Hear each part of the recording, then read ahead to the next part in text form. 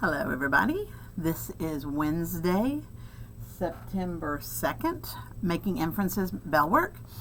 So again, we're going to be practicing looking for clues in order to answer the questions correctly. So let's look at the questions first. Which of the following can be determined from the passage? So I want us to underline the word determined. Which of the sentence best describes how the narrator is feeling? So I want to underline that because that's important for me to know.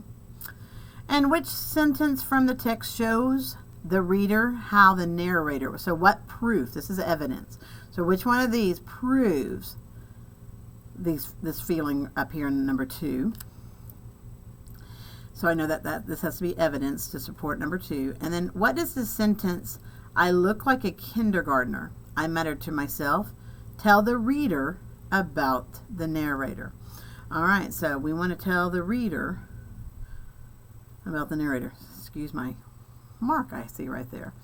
All right, so we looked at our sentences. We know the direction that we're wanting to be focusing on as we look at this text. It seemed as though it took me hours to walk down the long, narrow halls to class 3B. I straightened my dress my mom had picked up off the clearance rack last summer. I look like a kindergartner, I muttered to myself. I could imagine the other kids laughing at my immature look.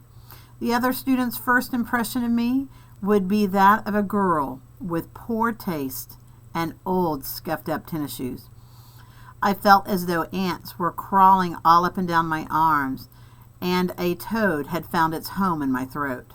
Just as I got closer to the door, I felt a warm hand on my shoulder. I peered up to find a huge mouthful of teeth staring back at me.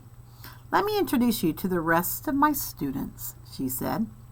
Oh, I like that. Which of the following can be determined from the passage? The narrator is the teacher? The narrator is new to the school.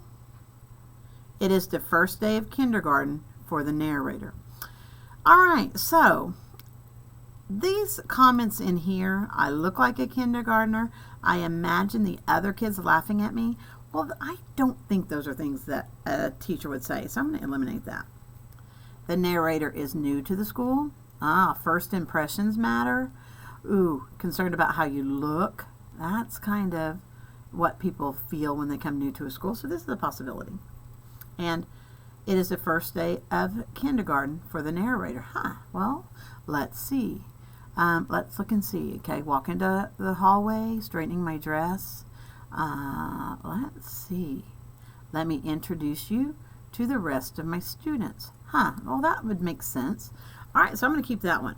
So now I want to look back. The narrator is new to the school. Now she looks like a kindergartner, but is she really a kindergartner? I don't think so. So I'm going to go ahead and eliminate C. And so B is what I'm going to choose. Why? Well, I can tell she compares herself to a kindergartner, but it makes me think she's older. Okay, which sentence best describes how the narrator is feeling? She is feeling nervous.